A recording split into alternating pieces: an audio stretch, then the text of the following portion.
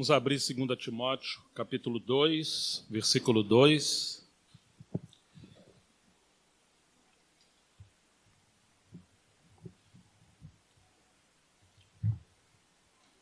Nós vamos seguir com considerações sobre transferência geracional. E esse texto nos diz: e o que você ouviu de mim na presença de muitas testemunhas, isso mesmo transmita a homens fiéis e idôneos para instruir a outros. Nós já consideramos na primeira mensagem a consciência de que estamos numa carreira e numa corrida, como uma transferência de bastão. Estamos numa grande arena no tempo que nós estamos vivendo em nossa geração, entre anjos, demônios, as testemunhas que já morreram e foram fiéis ao Senhor, e também a responsabilidade que temos com essa geração. Teve um obreiro chamado Carlos Morris, que ele foi alguém influente entre as Assembleias dos Irmãos Unidos, escreveu um livro chamado Transferência Geracional. Na verdade, é o único que eu achei sobre o assunto.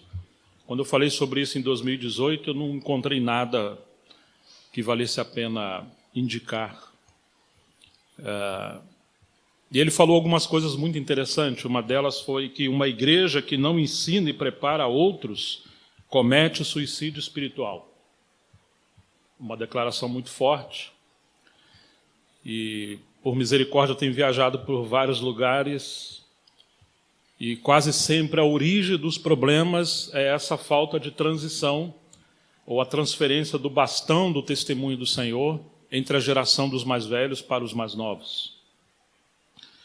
Quase toda a origem dos problemas hoje estão na liderança ou nos irmãos mais velhos. E não saber administrar esse processo quando a obra de Deus está sendo avançada por aqueles que são mais novos. Falta uma leitura espiritual, um discernimento espiritual.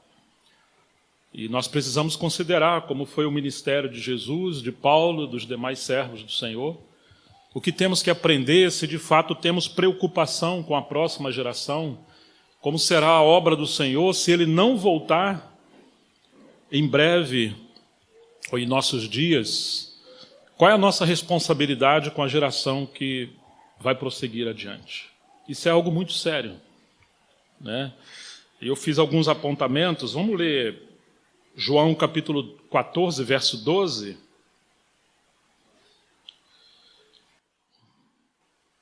Vou procurar resumir, ser breve com a leitura dos textos para a gente ganhar tempo, né? Em verdade, eu vos digo que aquele que crê em mim fará também as obras que eu faço, e outras maiores fará, porque eu vou para junto do Pai. A gente aprende com Jesus que a grandeza de um líder se manifesta por sua habilidade de preparar outros para tomarem o seu lugar e irem além dele. Foi isso que Jesus fez. Ele trabalhou na prerrogativa de que ele ia sair de cena, ele iria morrer. Então, quando você vê o ministério de Jesus, ele começa chamando os discípulos, em primeiro lugar, para estarem com ele. E, em segundo lugar, com ele, eles então fariam a obra do Senhor. O seu estilo de treinamento, de ensino, a sua didática, começava com relacionamento. Mais do que explicar pensamentos ou teologia, ele compartilhava a sua vida, seu caráter, suas intenções, sua comunhão com o Pai. E por meio desse relacionamento pessoal, eles então passavam a compreender o mundo espiritual e a leitura do Velho Testamento. Tentar entender as Escrituras sem um relacionamento vivo com Jesus quase sempre gera interpretações equivocadas, porque ele é a resposta de Deus a todos os assuntos da Bíblia, a todas as profecias, todas as tipologias. Ele é a chave para a compreensão da verdade de Deus. E quando eles disseram que perseveravam na doutrina dos apóstolos, na verdade eles perseveravam nesse relacionamento com Jesus, em sua pessoa, em sua obra e em suas palavras. Então era uma base muito sólida de comunhão com ele. E quando temos um pensamento equivocado sobre liderança, valoriza-se muito mais o púlpito, a obra e grandes outras coisas. E cometemos o equívoco de investir em pessoas significativas, quase sempre as menos prováveis, as mais inadequadas, como eram Pedro, Tiago, João e os demais. Qual líder em sã consciência, com uma ambição de uma obra grande, chamaria pescadores, ou um coletor de imposto, ou uma mulher que fora possuída por 7 demônios, ou um Paulo, um grande perseguidor da igreja? Jesus tinha uma visão muito ampla de futuro, uma consciência de comunhão com o Pai, então ele pôde falar: aqueles que tu me deste, nenhum deles se perdeu, a não ser o filho da perdição. A base da sua escolha era a escolha de Deus, e não como Samuel, que cometeu o equívoco de separar ou tentar separar os filhos de Jessé pela aparência. Essa é uma tragédia do nosso tempo, porque pescadores se tornaram profetas e evangelistas, enquanto que teólogos se tornam pessoas racionais, lógicas, e muitas das vezes não compreendem o ministério do Espírito Santo. Somos a favor da teologia, dos seminários, dos treinamentos, mas não somos a favor que isso se torne um academicismo, uma coisa profissional, onde as escolhas para o ministério se baseiam mais no canudo de uma universidade e não na vocação espiritual que o Senhor fez a cada um. Um dos motivos da obra do Senhor sofrer uma decadência tão grande na Europa, depois de Spurgeon e outros servos de Deus, foi exatamente isso, que a linha reformada enfatizou muito mais as suas escolas de aperfeiçoamento ao ministério e ignorou o homem simples do campo. Então, quando você perde um príncipe dos pregadores, Charles Spurgeon, o homem com a boca de ouro, ou um grande mestre como Lloyd Jones, raramente você vai encontrar um desses novamente. O Christian Shen dizia que provavelmente demora 1 século para encontrarmos pessoas assim, com um ministério tão influente, que muda a direção da história da igreja. Então, a menos que voltemos ao princípio do Senhor, provavelmente haverá suicídio espiritual. Muitos que têm um chamamento ao ministério vão ficar perdidos. E isso tem acontecido. Grandes líderes centralizam a obra em si, não treinam pessoas, e o legado que eles deixam são suas mensagens, seus livros, seus vídeos e tantas outras coisas, mas não são pessoas. E Jesus fez completamente o contrário. Seu legado foi se multiplicar em 12 e em outros. E quando ele morreu, o Espírito Santo veio no Pentecoste, haviam pelo menos 120 pessoas, e houve aquela multiplicação. E agora a gente vê o quanto esses homens cresceram. O seu legado foi realmente pessoas semelhantes a ele. É uma escola diferente da escola terrena. Jesus gastou muito do seu tempo em comunhão viva com esses discípulos. Lucas diz que Jesus primeiro ele fazia e depois ensinava. A sua didática era diferente, não era um quadro negro. Inclusive, ele cometia muitos escândalos, porque ele não explicava o que estava fazendo. Ele causava impacto para quebrar aquele costume tradicional do judaísmo e levar as pessoas a pensar numa perspectiva do trono de Deus. A gente muitas vezes quer entender para depois obedecer. Jesus não fazia assim. Ele chamava, mandava, a pessoa não está nem entendendo o que está acontecendo. Mas ele queria relacionamento, obediência, e não o controle da obra de Deus. Quando ele mostra aquele lençol vindo do céu, amarrado em 4 pontas, na casa de Simão, mostra para Pedro, e fala para Pedro matar e comer. Fala: não, Senhor, eu nunca comi coisa comum e imunda. E agora Jesus tem um problema, que ele entregou as chaves do reino para Pedro. Ele abriu a primeira chave no Pentecoste, pregando, e cerca de 13 mil homens se converteram para os judeus. Mas agora o gentio tem que se salvar, ou ser salvo. E ele fala: não. E São Pedro está com a chave.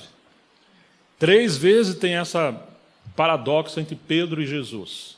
Até que ele fala: está vindo uns homens te buscar da parte de Cornélio, eram soldados, vai sem perguntar coisa alguma, que Pedro tinha essa tendência de argumentar e teimar. Ele não entendeu. Quando que ele entendeu? Quando ele chega na casa de Cornélio. E ele está pregando, o Espírito Santo cai sobre aqueles homens e ele não nega a água. Mas antes ele diz: poderemos nós evitar a água do batismo aqueles que, como nós, receberam também o dom do Espírito? Ele chegou a essa conclusão. Mas quando ele chega na casa de Cornélio, ele fala: vocês sabem que não é lícito um homem judeu entrar na casa de gentio e comer com eles. Ou seja, vocês são os animais imundos, né? Ele só entendeu quando ele obedeceu.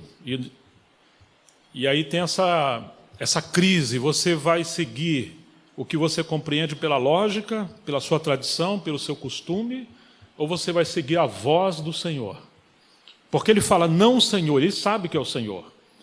Mas o Senhor está quebrando agora esse conhecimento subjetivo de Pedro, de achar que as coisas só são verdadeiras quando eu compreendo, quando eu digo que são verdadeiras.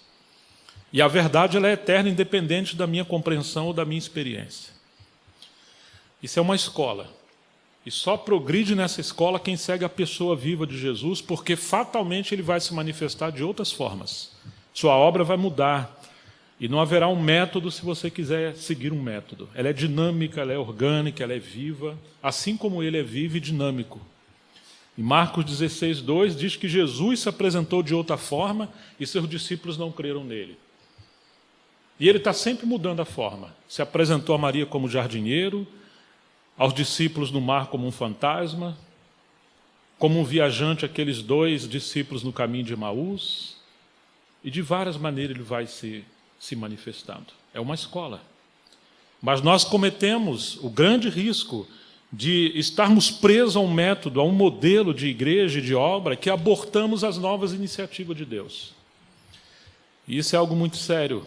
Então, uma geração de igreja ou de liderança que não treina a próxima geração, por um lado, para ter a verdade absoluta de Deus, bem estabelecida, os fundamentos da fé, mas, ao mesmo tempo, seguir o ministério do Espírito Santo e treinar pessoas para o ministério, para o serviço, essa geração será perdida. Quantos problemas têm surgido? Por não ter essa leitura espiritual e por não ter pessoas facilitadoras como foi Barnabé, que caçava talentos, introduzia na obra e transferiu o bastão para ele, até o ponto que Barnabé saiu de cena e preferiu que Paulo seguisse adiante quando teve aquela discussão por causa de João Marcos. A igreja não pode sofrer pela vaidade de líderes que não se multiplicam. Isso é muito sério. Quanto sofrimento tem? E depois que esses grandes líderes morrem, o que acontece? Divisões por divisões. Os que ficam lutam pelo poder também, porque não foram treinados para ser servos, mas para serem sucessores daquele posto, quase um guru. Por onde você vê a história da igreja, você vai encontrar isso aí. Quando teve uma liderança muito forte, até com uma projeção nacional e a ambição mundial de querer ser um líder de megas igrejas e obras, e isso é um equívoco, porque Jesus não fez assim, nem Paulo.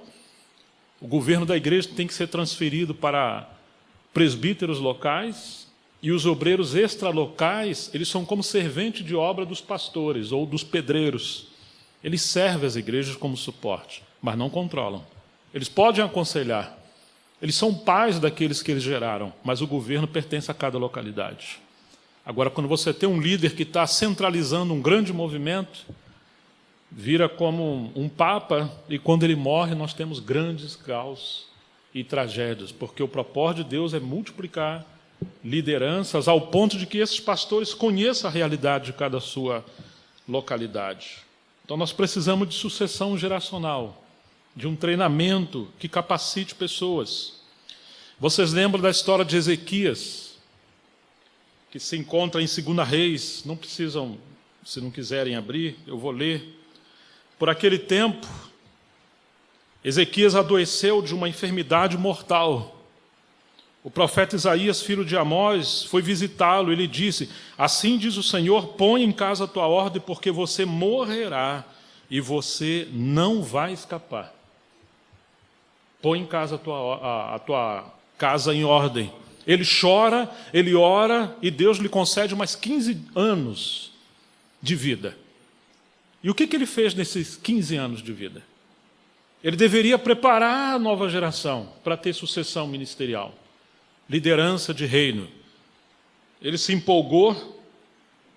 Naquele tempo, verso 18 do capítulo 20 de 2 Reis, Merodach Baladã, filho de Baladã, rei da Babilônia, enviou cartas e um presente a Ezequias, porque soube que ele estava doente. Ezequias recebeu bem os seus mensageiros e lhe mostrou toda a casa do tesouro, a prata, o ouro, as especiarias, os óleos finos, o seu arsenal e tudo o que havia nos seus tesouros. E não havia nada em seu palácio, nem em todo o seu domínio, que Ezequias não lhe mostrasse. Então o profeta Isaías foi falar com o rei Ezequias e lhe disse: o que foi que aqueles homens disseram e de onde eles vieram? Ezequias respondeu: eles vieram de uma terra distante, da Babilônia. Isaías perguntou: o que eles viram no seu palácio? Ezequias respondeu: viram tudo o que há no meu palácio. Esse é o problema, o meu palácio. Minha obra, o meu ministério, a minha casa, o meu reino. Não houve nada nos meus tesouros. Interessante que ele herdou tudo isso da geração do passado, mas agora se tornou os seus tesouros. E assim tem sido, tem um legado da história da igreja que chegou à nossa geração. Mas se há uma liderança ambiciosa, esse legado é meu, são os meus tesouros, as minhas riquezas, ainda que o palácio era o palácio que ele morava, que ele dirigia, que ele administrava, mas isso é um contexto do reino de Deus. Não houve nada nos meus palácios que eu não lhe mostrasse. Então Isaías lhe disse: ouça a palavra do Senhor, Ezequias. Eis que virão dias em que tudo o que houver no seu palácio, isso é, tudo que os seus pais ajuntaram até o dia de hoje, será levado para a Babilônia, não ficará coisa alguma, diz o Senhor. Alguns dos seus próprios filhos, gerados por você, serão levados para que sejam eunucos no palácio do rei da Babilônia. Irmãos, diante dessa profecia, olha o que Ezequias diz a Isaías: boa é esta palavra do Senhor que você falou. Meu Deus! Isaías está falando de uma tragédia que viria nas próximas gerações. Seus filhos vão ser eunucos, ou seja, eles não vão gerar descendente para o reino de Israel. Vai terminar, vai haver uma crise geracional. Boa é essa palavra que você falou, pois ele pensava assim: enquanto eu viver, haverá paz e segurança, entre aspas, na minha geração. Ele está preocupado com a sua geração. Ele é um líder irresponsável. Ele não está preocupado com as gerações que virão. O que você tem feito com a próxima geração? Com os mais novos ao seu redor, com seus filhos, com a igreja? Isso, infelizmente, acontece no mundo corporativo, né? A pessoa é um grande líder, um grande empresário, só que ele tem problema de delegar, ele não delega, ele controla tudo. Já está com 80 anos, 70 anos. E, às vezes, a empresa quebra ou vai a pique, porque ele tem esse problema de não preparar a próxima geração. E assim é a ambição humana. Capítulo 20, versículo 21, Ezequias morreu. Quem sucedeu Ezequias? Manassés. Seu filho reinou em seu lugar. Capítulo 21, verso 1 a 6. Manassés tinha 12 anos de idade quando começou a reinar e reinou 55 anos em Jerusalém. Ora, se Manassés tinha 12 anos, quando ele começou a reinar? Quando que ele nasceu? Ele nasceu naquele período de 15 anos que Deus prorrogou, deu um bônus para o rei Ezequias. Ali ele gerou um filho. Mas, irmãos, por muitos, Manassés é considerado o pior rei que houve em Israel. Estão entendendo? O tempo que Ezequias teve para treinar a próxima geração, ele não treinou, ele ficou vaidoso. E ele agora entrou com conchava com a Babilônia. Uma grande tragédia aconteceu com o povo de Deus depois disso. A mãe de Manassés se chamava Refizibá.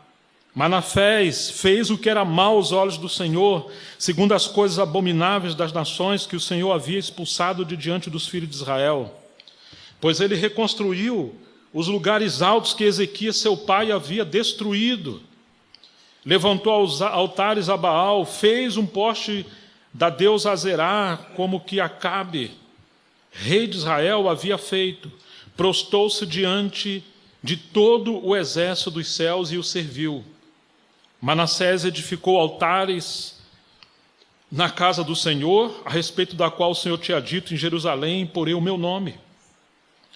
Manassés também edificou altares a todo o exército dos céus, nos 2 atos da casa do Senhor, e queimou seu filho em sacrifício ao deus Moloque. Ele adivinhava pelas nuvens, era agoureiro e tratava com médios e feiticeiros.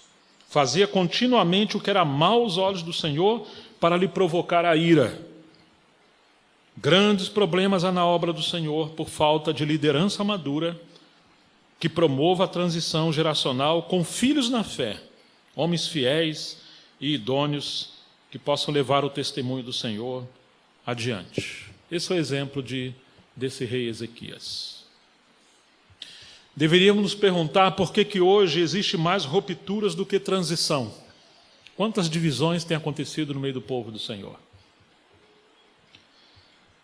Eu penso que uma delas é porque o princípio da transferência geracional tem sido negligenciado. Há tempo para tudo, disse Salomão em Eclesiastes 3. Há tempo determinado para todas as coisas.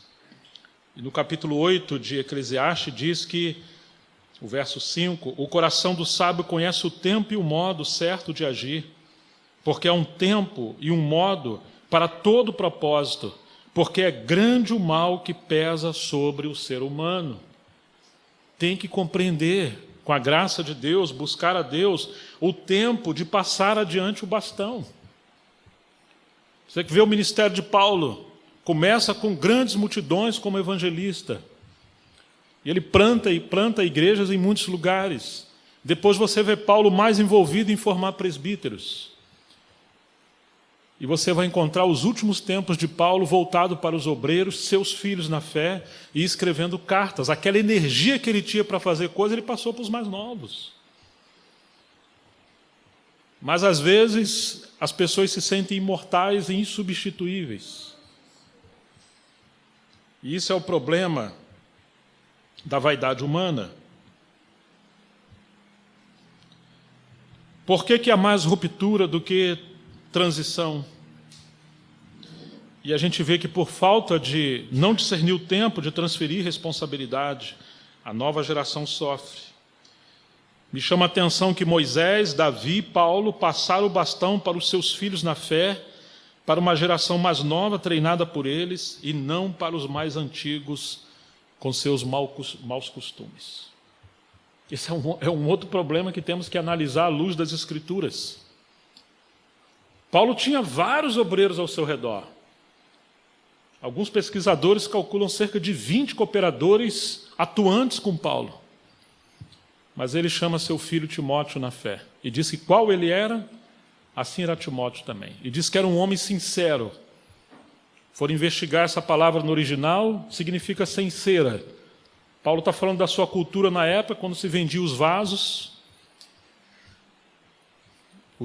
de embelezamento, e os vendedores colocavam aqueles vasos na sombra, os vasos que estavam trincados, colocavam uma cera, davam um brilho, e você não via que ele tinha uma trinca. Mas as pessoas experientes tiravam esse vaso da sombra, colocavam a luz do sol antes de comprar. Quando o sol brilhava ali com seu calor, a cera começava a derreter e a trinca aparecia. Paulo está dizendo que Timóteo era um homem provado, que serviu a ele como um filho ao seu pai. E era um homem sem cera, sem trinca. Assim foi com Moisés, com Josué, e Davi, posteriormente, com Salomão. Josué Gonçalves, um pastor atual, ele disse que é melhor passar o bastão para a geração mais nova e não a mesma geração, porque normalmente a geração atual está cheia de maus costumes e é sem obediência. Na hora que ela tiver posse do poder, ela se transforma. Todo mundo é humilde até ter dinheiro e poder. E aí vai se revelar as mazelas ou as virtudes do coração do homem. É necessário pelo menos 3 coisas para uma transição geracional dos mais velhos para os mais novos. Primeiro, uma clareza de visão espiritual. Se não houver uma visão clara, vai haver divisão. Se pessoas assumirem a liderança sem um chamamento vocacional do propósito de Deus. Em segundo lugar, fidelidade e idoneidade. É isso que Paulo falou a Timóteo. Transfira homens fiéis e idôneos. Só em 1 Timóteo e Tito, a palavra fidelidade aparece 17 vezes. Você vê a grande preocupação de Paulo, mais com o caráter da pessoa do que com a habilidade dela. Porque não se trata de uma empresa. Ele não está procurando um executivo, ele está procurando um homem de visão espiritual, um homem quebrantado, um homem amadurecido na escola do Espírito Santo. E, em terceiro lugar, essa pessoa precisa ter inspiração, paixão, unção, para que possa inspirar outras pessoas. Tem pessoas que têm dificuldade de relacionamento. São pessoas duras, iracundas, como disse Paulo. E Paulo está procurando esses talentos, além de todos aqueles critérios que ele coloca para aqueles que almejam o presbitério. Quando há uma distância muito grande entre o líder e os cooperadores, o líder pode se tornar um gerador de problemas. Isso eu estou falando coisas que eu estou fazendo leituras depois de 30 anos, 35 anos servindo o Senhor. Comecei muito novo. Sofri debaixo de autoridade tirana, manipuladora, autoritária, achando que estava fazendo bem. E tenho andado com homens de Deus que foram, de fato, homens muito quebrantados. E lendo a história da igreja, nós precisamos refletir essas coisas. Os soldados de Davi davam a vida por ele, porque ele compartilhava as suas conquistas. E só havendo compartilhamento de conquista, haverá engajamento entre os mais velhos e os mais novos. Você não vê essa distância entre os discípulos e Jesus. Não, eles estão juntos. Existem coisas que impedem a transição geracional. A primeira que eu aponto são líderes centralizadores. Alguém já disse que sucesso sem sucessores é fracasso. Não há liderança sem treinar equipe. Jesus treinou pessoas, Paulo treinou pessoas. Não há liderança saudável sem multiplicar novas lideranças e diversidade de serviços. Nós temos alguns exemplos de liderança controladora, autoritária na Bíblia que geraram grandes danos. Faltaria tempo para mencionar essas coisas. Saul foi uma delas. Saul foi insubmisso a Samuel e perseguiu Davi. Ele era o elo entre a antiga geração e a mais nova que viria depois dele. Ele rompeu com as duas. O orgulho de Saul foi a fonte da sua independência. E a inveja, a fonte do seu desprezo por Saul. Ele tinha inveja, de Davi. Ele não veio de ficar feliz que Deus está levantando alguém que vai ser melhor do que ele, vai além dele, e o reino de Deus vai prosperar. Não, ele ficou com raiva, com inveja. Saul rompeu com a paternidade de Deus ao romper com seu pai Samuel. E ele tenta matar Davi. Quando ele tenta matar Davi, ele está sendo usado por Satanás para impedir o avanço da obra de Deus com a próxima geração. Saul deixa de ver Davi como um filho e o persegue como um concorrente e inimigo. Davi fala: meu pai, por que você está me perseguindo como se eu fosse uma pulga, um cachorro? Davi não entendia por que estava sendo perseguido. E mesmo quando Davi teve a oportunidade de matar Saul, ele não tocou no ungido do Senhor, apesar de toda a queda de Saul. Davi conhecia o que era autoridade. Quando Saul rompeu com o fluir da obra de Deus em sua vida, quando que isso aconteceu? Foi quando ele deixa de se submeter a Samuel como autoridade e persegue a Davi, a nova geração. Por isso, a unção que estava sobre Saul passa para Davi, para que a obra de Deus pudesse prosseguir com a nova geração. Em 1 Samuel 16:1 diz: o Senhor disse a Samuel: até quando você terá pena de Saul?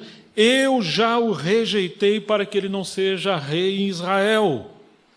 Encha um chifre de azeite e ponha-se a caminho. Vou enviar você a Jessé, o belemita, porque escolhi um dos filhos dele para ser rei. Mas como Samuel havia escolhido o homem mais bonito do reino, do peito para cima, que foi Saul, Agora ele chega na casa de Jessé e se impressiona com os filhos de Jessé.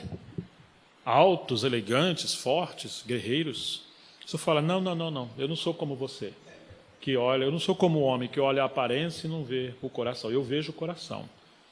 Quando Davi chega, Davi tinha sido abandonado, esquecido. Tem um salmo que ele fala, que foi esquecido pela sua mãe, pelos seus irmãos. Onde estava Davi? Você não tem mais nenhum filho?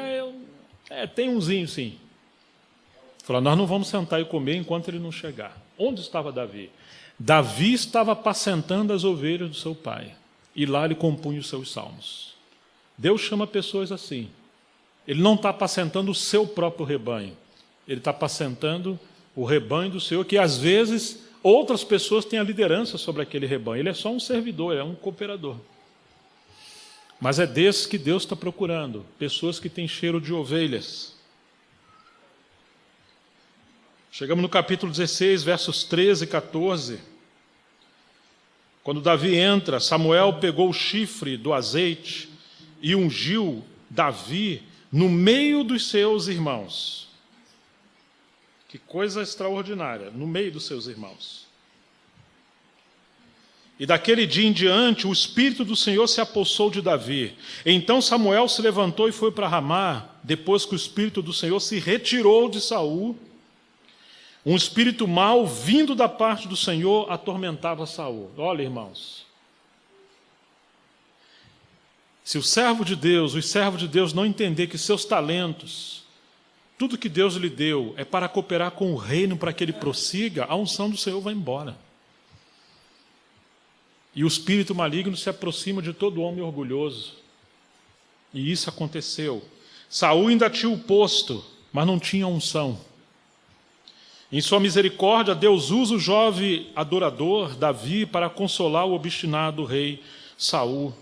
Deus escolheu Davi porque era um homem adorador, pastor de ovelhas, e rejeitou a Saul por não ser um adorador, mas um ambicioso de poder e ter rejeitado o quebrantamento. Deus escolheu Davi porque era um homem segundo o seu coração.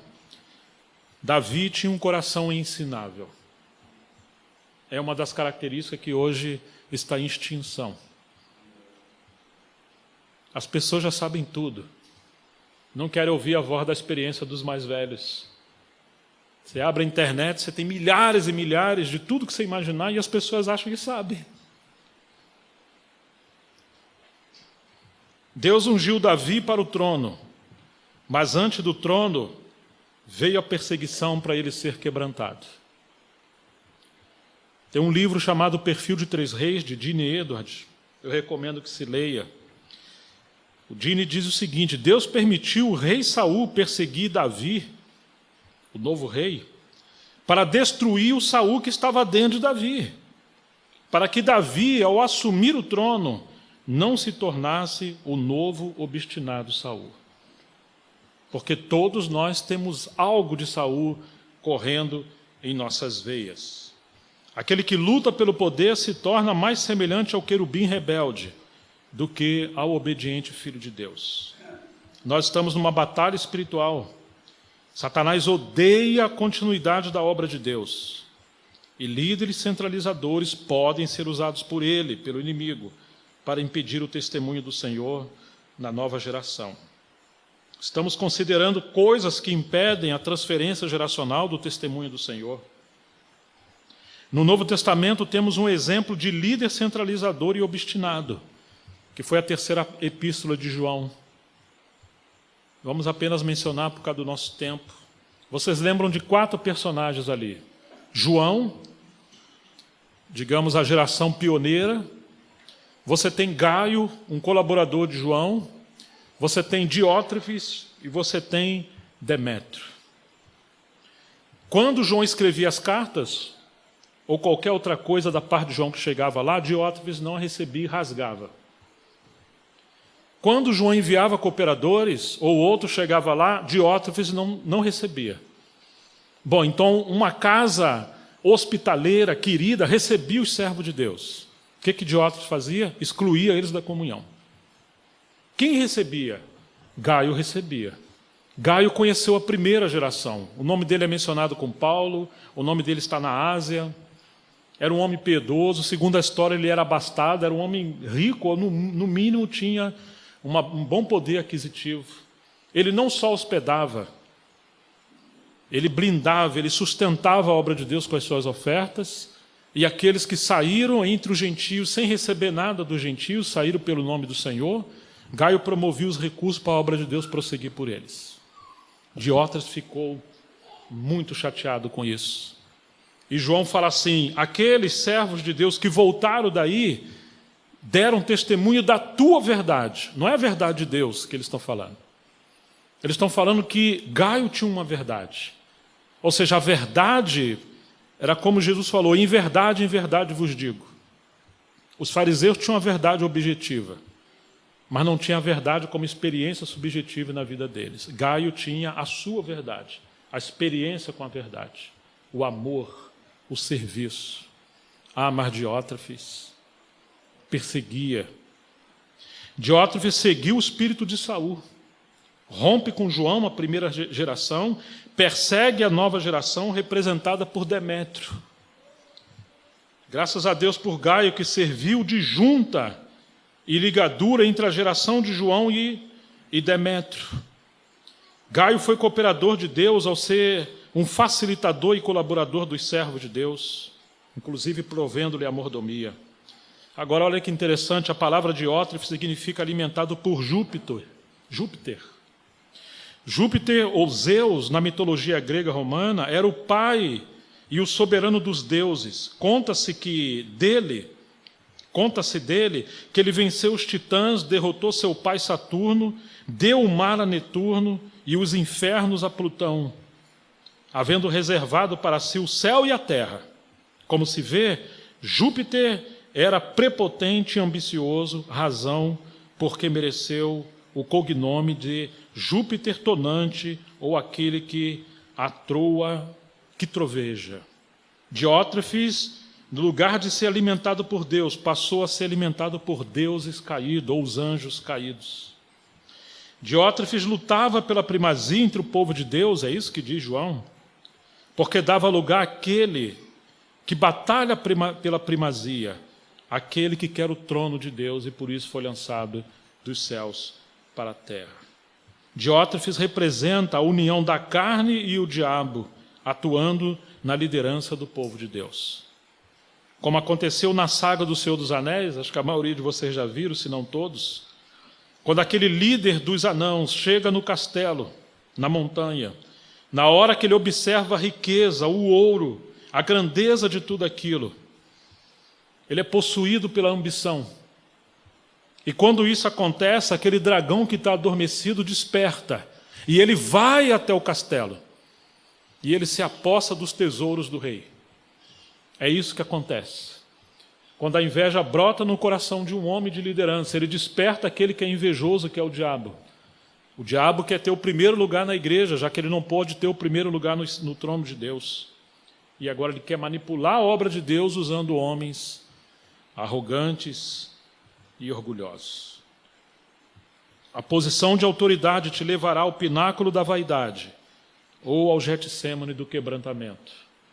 Depende da inclinação do seu coração. Quais coisas impedem a transferência geracional?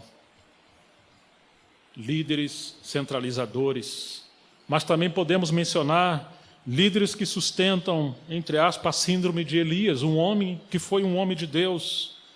Mas Paulo, contando a história de Elias, em Romanos 11, de 2 a 4, diz: Deus não rejeitou o seu povo a quem de antemão conheceu. Ele não ia quebrar o ciclo geracional, ele não rejeitou o seu povo. Ou vocês não sabem o que a Escritura diz a respeito de Elias, como pediu com insistência diante de Deus contra Israel, dizendo: Senhor, mataram todos os teus profetas, derrubaram os teus altares, eu sou o único que sobrou, e procuram tirar minha vida. Vocês estão vendo? A visão de Elias, um homem de Deus, mas ele passou a ser centralizador, ele acha que ele é o único. Ele falou: Elias, Qual foi a resposta, disse Paulo? Qual foi a resposta divina? Foi esta: reservei para mim ainda 7.000 homens que não dobraram os joelhos diante de Baal. Elias não foi como um Barnabé que foi procurar Saulo para complementar o seu ministério. Ele estava olhando para ele. Quando Elias estava em depressão, Deus mandou ele ungir Eliseu para que seu legado prosseguisse. Parece que a cura para a depressão de liderança é treinar a nova geração, constituir novos presbíteros e levantar cooperadores. Senão você fica um velho rabugento.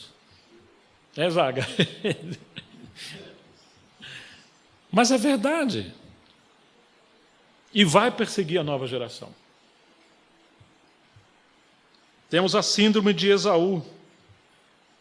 Em Hebreus capítulo 12, 17, cuidem para que não haja nenhum impuro ou profano, como foi Esaú, o qual, por um prato de comida, vendeu seu direito de primogenitura. Vocês sabem também que, posteriormente, querendo ele herdar a bênção, foi rejeitado, pois não achou lugar de arrependimento em seu coração, embora com lágrimas o tivesse buscado. O Spurgeon falou a um de seus filhos: meu filho, se Deus chamou você para o santo ministério, não se rebaixa ao ponto de ser rei em qualquer país. Quantas vezes tem pessoas que têm um chamado para o ministério, mas como fez Esaú, ele troca isso por um prato de lentilha, ou seja, por coisas terrenas. Ele quer mais dinheiro, quer mais propriedade, quer mais status, quer mais e mais e mais e mais e mais. E não entende que tudo isso aqui vai esvair e não tem um chamamento maior, mais nobre, do que você ser um servo do Senhor. Hoje, muitas das vezes, não há uma sucessão geracional muito clara, porque faltam novos filhos na fé. Todo mundo quer ser obreiro e pai, mas não quer ser discipulado. Não quer ser treinado.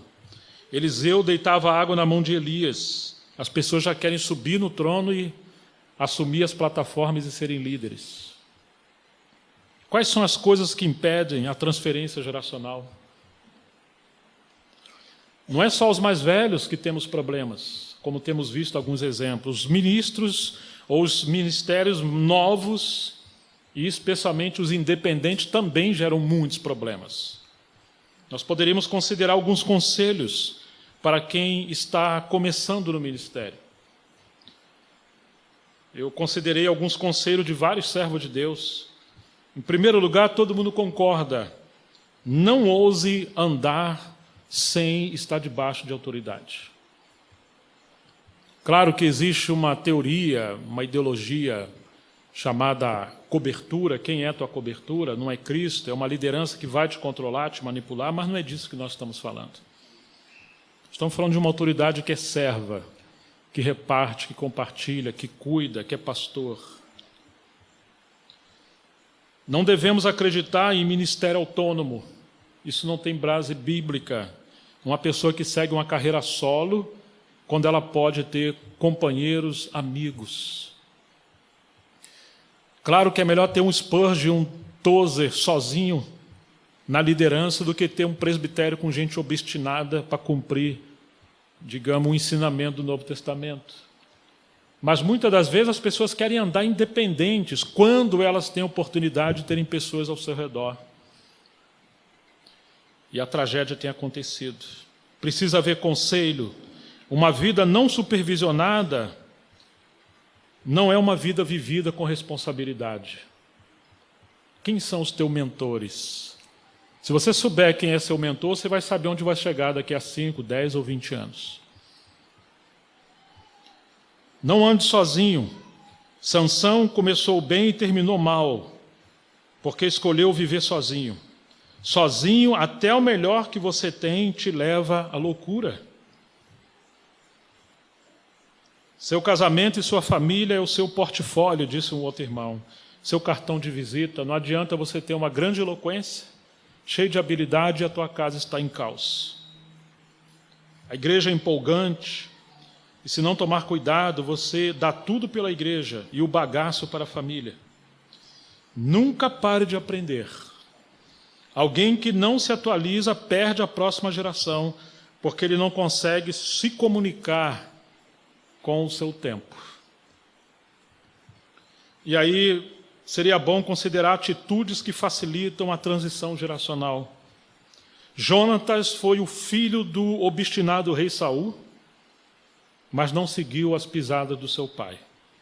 Ele reconheceu o chamado de Davi, abriu mão do seu direito ao trono. Jonatas preferiu a continuidade do reino de Deus do que a dinastia da casa de Saul. Jonatas rejeitou a ambição de príncipe e assumiu a posição de servo e cooperador de Davi. Isso é muito lindo, a história de Davi e Jonatas. Quando Davi foi lutar contra o gigante Golias, Saul colocou a sua roupagem nele, a sua armadura, ele não conseguia se mexer com aquilo, não. O que Saul queria? A glória. Foi a minha espada. Davi se despiu daquela estrutura que representa uma geração enrijecida pelo orgulho que não ouve a Deus. E ele usou as armas que Deus lhe deu, que ele sabia usar. Aquelas 5 pedras daquela água corrente representam os 5 ministérios de Efésios 4:11. Poderíamos fazer uma aplicação. Um homem da palavra, o homem usando os talentos de Deus, e não a roupagem de uma geração que não seguiu a Deus, mas seguiu a sua vaidade. Essa é a atitude dos mais velhos, ou deveria ser, com os mais novos, que Deus chama para o ministério, de ser um cooperador e ajudar. O exemplo de Barnabé é uma outra atitude a ser seguida. Ele foi advogado de Paulo, porque a igreja de Jerusalém e os apóstolos não queriam receber Paulo, quando o Senhor o salva. Barnabé introduziu Paulo. Barnabé buscou Paulo e introduziu ele no ministério em Antioquia. Barnabé foi advogado de João Marcos quando Paulo rejeitou João Marcos. Barnabé abriu mão da sua liderança para que a obra de Deus avançasse por meio de Paulo. Barnabé, como Jonatas, está olhando a nova geração. O exemplo de Paulo, posteriormente, porque ele reconhece a obra de Deus em João Marcos e manda trazer João Marcos de volta. Oh, irmãos, quantas vezes erramos, pessoas novas erram, os mais velhos também. E pessoas assim, oportunistas, que buscam a liderança, mantêm sempre na memória o erro do outro, mas não vê, por exemplo, o Pedro do começo, não é o mesmo Pedro depois que está seguindo o Senhor no livro de Atos. O Senhor perdoou Pedro e chama ele de novo, mesmo quando ele errou e negou o Senhor. As pessoas mudam, a obra de Deus avança. Precisamos ser misericordiosos, compassivos, levantar, restaurar pessoas. Mas, às vezes, como um acusador, acusamos os problemas dos outros. E não descemos ao ponto de ser como um advogado de restaurar pessoas. Muitas pessoas com talentos maravilhosos estão marginalizadas porque um dia cometeram erros e não encontraram os seus Barnabés para restaurar e dar vida por eles. E por isso temos pouca sucessão ministerial. João fala para Demétrio e para Gaio: não imite o que é mal, não siga o caminho de Diótrefes. Imite aquilo que é bom, seja, pode ser que ali seja uma mesma igreja e você tem um Diótrefes e um Demétrio, ou um Gaio também. Pode ser que sejam igrejas próximas, mas você sempre tem a oportunidade de tomar a decisão de escolher as pisadas de Gaio, de João e de Demétrio. De Demétrio, João fala: deles todos dão testemunho, eu dou testemunho, você sabe que o nosso testemunho é verdadeiro, e a própria verdade dá testemunho de Demétrio, que a verdade que ele está falando é verdadeira, vocês podem ouvir. Deixa Diótrefes, ele não vai ouvir ninguém. Quando eu for aí, eu vou conversar com ele face a face, mas às vezes tem causa que nós não podemos mexer. A única coisa que podemos fazer é deixar, sair debaixo dessa autoridade, sair debaixo desse ciclo e seguir com Gaio e Demétrio. Imitem o que é bem, o que é bom. Você vai ver os reis de Israel seguiram as pisadas de seu pai Jeroboão. Eles escolheram quem eles deveriam seguir. Jeroboão não era o seu pai biológico, mas era uma liderança espiritual. Você tem que escolher para você não queimar a sua vida. E depois que você olhar para trás, será tarde demais. Imite o que é bom. Lições para jovens promissores que nem estão no ministério, mas são pessoas que têm vocação, dons e estão começando a despertar. Livrem-se dos maus hábitos dos mais velhos e revistam-se dos bons atos. Porque às vezes queremos imitar os mais velhos, mas tem que imitar naquilo que eles são de Cristo, mas não as suas coisas naturais que geraram problemas. Sejam como Josué e Calebe, eles colocaram os seus olhos nas promessas de Deus e não nos gigantes e nos defeitos. Nós precisamos de jovens assim, irmãos e irmãs. Hoje as pessoas acreditam muito mais na tragédia do que no poder de Deus. Elas têm mais fé para acreditar que vai tudo dar errado, que os gigantes vão exterminar o povo de Deus, do que acreditar e ter fé nas promessas do Senhor. Em terceiro lugar, obedeça o seu chamado imediatamente. Não deixa passar a unção da sua vida. Seja como Eliseu e como Timóteo. Eliseu, quando viu o chamado do Senhor por Eli, foi lá, passou o fio da espada do 10ª junta de boi, pegou os seus carros de boi, fez lá uma espécie de uma churrasqueira, sacrificou ao Senhor, comeu, beijou seus pais e seguiu adiante. E quando Paulo viu Timóteo, chamou Timóteo, provavelmente 16 a 18 anos, não mais do que 20, ele disse sim. E o que Paulo fez com Timóteo? Logo de começo, circuncidou Timóteo. Você não vai avançar se você não permitir que a sua vida seja tocada. A circuncisão representava deixar as coisas da carne do lado de fora, ainda que ali foi literal. Hoje a gente está num tempo que você dá um conselho por mais novo, ele se torna seu inimigo. Imagine se você exortar. Timóteo foi circuncidado, Eliseu queimou sua junta de boi, despediu dos seus pais. E aí encontramos o jovem rico que Jesus chamou. Vai, vende tudo que você tem, dá aos pobres, siga-me. Ele tinha muitos bens e ele voltou para trás. Sirva a Deus, jovem, servindo os servos de Deus. Josué servia a Deus servindo a Moisés, que servia a Deus. Elias servia a Deus, Eliseu servia a Deus servindo Elias. Paulo tinha a sua obra, e a obra de Timóteo era servir Paulo, até que um dia seria a sua própria obra. Então nós estamos nesse tempo de um eclipse geracional, lideranças muito fortes, mas deveríamos considerar que a glória do ministério não é a sua erudição, não é simplesmente a sua mensagem, a sua eloquência, a sua memória brilhante do tamanho do universo, não é isso aí não. É o que vai acontecer com a próxima geração depois que você morrer, se o Senhor não voltar. Alguém que não treina pessoas, atrofia pessoas. Alguém que não aperfeiçoa os santos para a obra do ministério, vai enrijecer essas pessoas. O ministério não é para fazer pelo corpo, mas é para capacitar o corpo para que o corpo faça. Está difícil encontrar mestres que ensinam outros a ensinarem, ou pastores que ensinam outros a pastorear, e assim sucessivamente. Porque existe essa mania de centralização e a próxima geração sofre. O que será da próxima geração se os mais velhos não se preocuparem com a próxima geração?